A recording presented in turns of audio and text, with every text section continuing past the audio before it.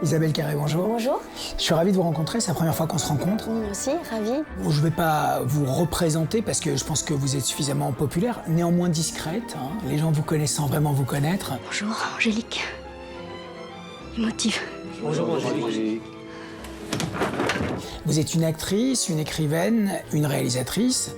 Vous avez eu le César de la meilleure actrice il y a quelques années pour le très beau film de Zabou Breitman, Se souvenir des belles choses. Ici, votre premier roman, Les Rêveurs, qui est sorti il y a quelques années, vous l'adaptez en film. Bonjour à tous. Bonjour. Je vous présente Elisabeth. Hein, peut-être que certains d'entre vous la reconnaissent parce qu'elle fait du théâtre. Ou peut-être que vous l'avez vue dans des films. Oui, ou pas, hein, et c'est très bien comme ça. Marem, elle la connaît, c'est sûr, elle passe sa vie devant la télé. Alors, j'aimerais savoir, Isabelle, pourquoi, comment, d'où vous est venue cette idée? En fait, c'était pas du tout prévu, c'était pas du tout dans mes désirs de réaliser un film. Mais en 2018, à la sortie des Rêveurs livres, un producteur est venu me voir, Philippe Godot, que je connaissais bien, puisqu'on avait travaillé ensemble sur Les Émotifs Anonymes, sur Se souvenir des belles choses aussi. Et il m'a dit qu'il trouvait que mon écriture était assez cinématographique et qu'il pensait que ça serait une belle chose qu'on travaille ensemble.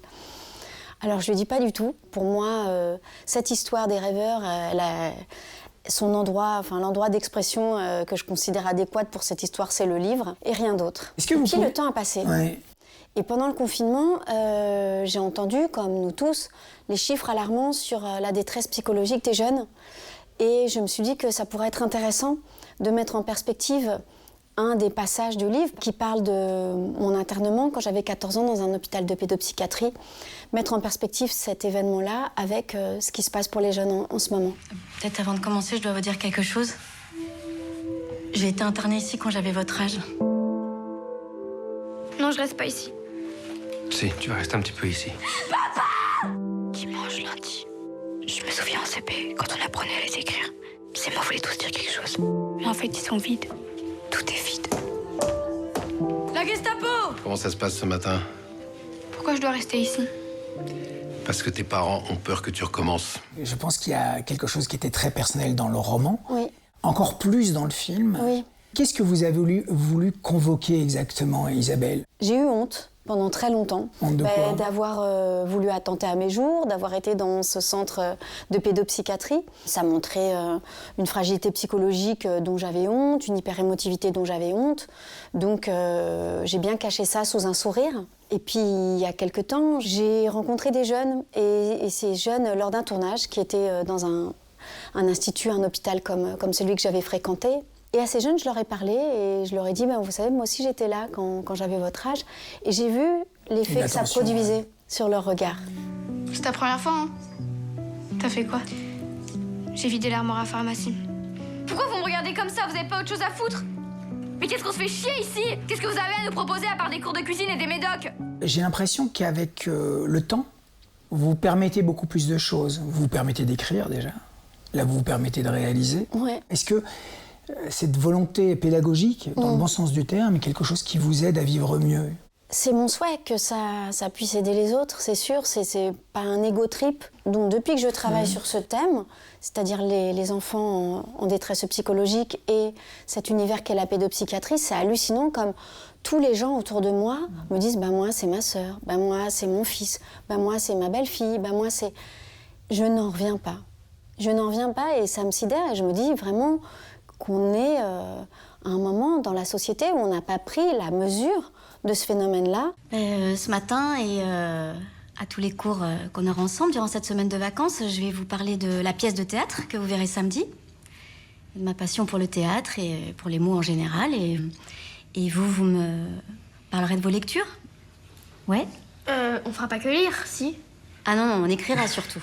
On voit aussi qu'il y a une vraie volonté de transmission pédagogique. Est-ce que c'est quelque chose que vous avez voulu vraiment embrasser ici? Oui, c'est vraiment l'idée du film, c'est de m'adresser aux jeunes en premier lieu. D'où le fait que les images ne sont jamais trop dures, trop violentes. J'aurais pu montrer des enfants contentionnés, et surtout dans les années 80, la façon dont ils se font mal à eux-mêmes. Je voulais pas. Et pour ceux qui connaissent ou ont connu un épisode comme celui-là, ne pas leur mettre la tête sous l'eau, mais au contraire, aller vers la lumière, montrer qu'il y a des solutions. Comment fait son lithium? Non, attendez un petit peu, là. Il pogote gentiment. Quoi? Pogote. Allez, venez, là, on se révolte pas, on danse. Allez. C'est vraiment l'idée du film, c'est de montrer qu'il y a des solutions pour les enfants et pour leur famille. Ouais, mais vous auriez pu faire un documentaire. Voilà. J'aurais pu faire un documentaire, mais la fiction, C'est ça. je suis bien placée pour le savoir, permet une identification, encore une fois, et de toucher un bien plus grand nombre de personnes, et surtout de jeunes. Je le vois bien quand on fait des avant-premières, à quel point ils réagissent et ils sont sensibles au film, et à quel point le film leur parle. Même les gens en prison, ils ont le droit à des sorties. Pourquoi pas nous? On va en discuter entre nous. Vraiment? Oui, en ce qui me concerne, ta proposition me paraît recevable. Bon, on va réfléchir à une permission. J'ai une dernière question, Isabelle, concernant le titre, en fait.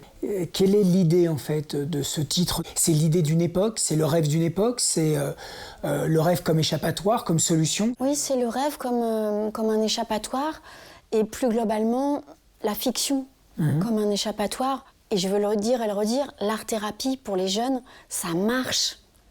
Il faut absolument de plus en plus d'ateliers dans ces endroits-là, dans ces centres de pédopsychiatrie, mais même à l'école, qu'on apprenne aux jeunes à trouver les mots, à pouvoir s'exprimer, à pouvoir développer sa pensée, son esprit critique, et grâce à l'écriture, à trouver un échappatoire aussi aux écrans.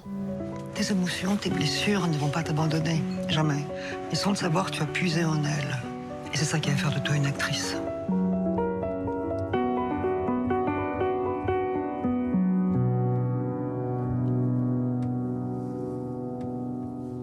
Je vous remercie beaucoup, Isabelle. Merci à vous. Merci. Rouge colère, rouge amour, rouge sang. C'est chaud dans tous les sens du terme cette semaine dans les salles. Abordagem de documentos. Ainda falta 3 anos. A senhora precisa comparecer na prefeitura com urgência. Eu vou ter que andar no catavelho. Mas você não já sabia que tu ia pra colônia? Eu não sabia que era agora. Tem coisa que eu ainda quero fazer. Cadê aquela senhorinha que veio no beiro se lavar? Quand Teresa, 77 ans, reçoit l'ordre du gouvernement de quitter sa petite ville amazonienne pour s'installer dans une colonie de logements pour personnes âgées, c'est non. Un refus catégorique récompensé par un ours d'argent à Berlin cette année.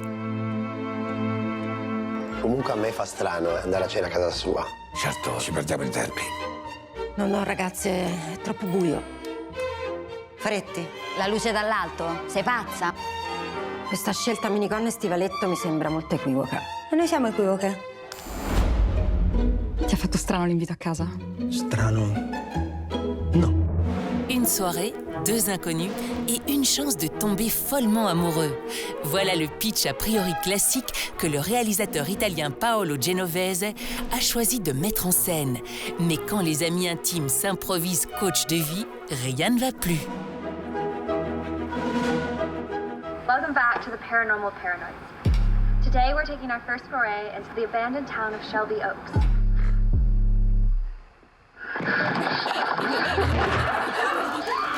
I've been searching for Riley for the last 12 years. I know my sister's not dead. Bodies were found outside of Shelby Oaks.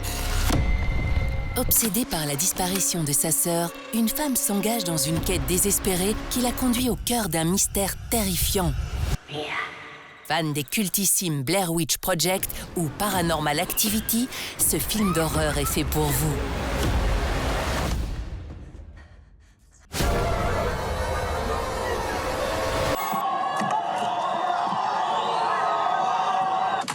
Comment vous justifiez votre geste?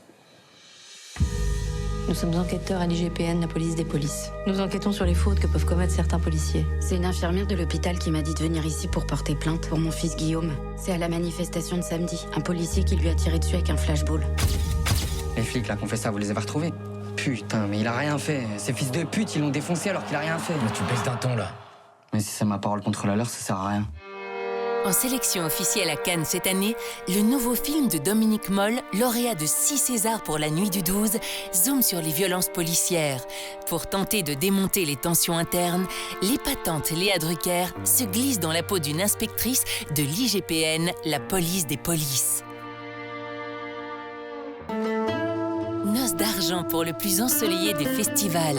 Du 27 novembre au 5 décembre, le Cinéma Med fête sa 25e édition et confirme tout l'amour qu'il porte au cinéma méditerranéen. Courts et longs métrages, documentaires, concerts, ateliers, venez réchauffer vos sens au cœur de la capitale belge. À la semaine prochaine!